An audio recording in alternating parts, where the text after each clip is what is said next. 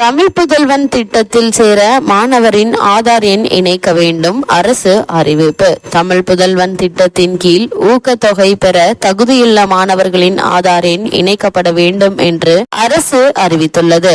அரசு கெசட்டில் அரசு செயலாளர் ஜெயஸ்ரீ முரளிதரன் தெரிவித்துள்ளதாவது, அரசு பள்ளி மாணவர்கள் தமிழ் மற்றும் ஆங்கில வழி அரசு நிதியுதவி பெறும் பள்ளிகள், தமிழ் வழி மற்றும் ஆகியவற்றில் படிக்கும் மாணவர்கள் உயர்கல்விக்கு செல்லும் போது பட்டப்படிப்பு, டிப்ளமோ மற்றும் தொழிற்சாலை பயிற்சி நிறுவனங்கள் மூலம் நடத்தப்படும் படிப்புகளை படிக்க உதவியாக மாதம் ரூபாய் 1000 ஊக்கத்தொகை வழங்கும் வகையில் தமிழ் புதல்வன் திட்டம் தொடங்கப்பட்டுள்ளது. இத்திட்டத்தின் கீழ் பயன்பெற தகுதியுள்ள மாணவர்கள் ஆதார் எண்ணை இணைக்க வேண்டும். இதுவரை ஆதார் எண் பெறாத மாணவர்கள் உடனடியாக ஆதார் எண் பெற்று உரிய பள்ளிகளில் சமர்ப்பிக்க வேண்டும். மேலும் 10 வகையான அடையாள ஆவணங்களில் ஏதாவது ஒன்றை சமர்ப்பிக்க வேண்டும்.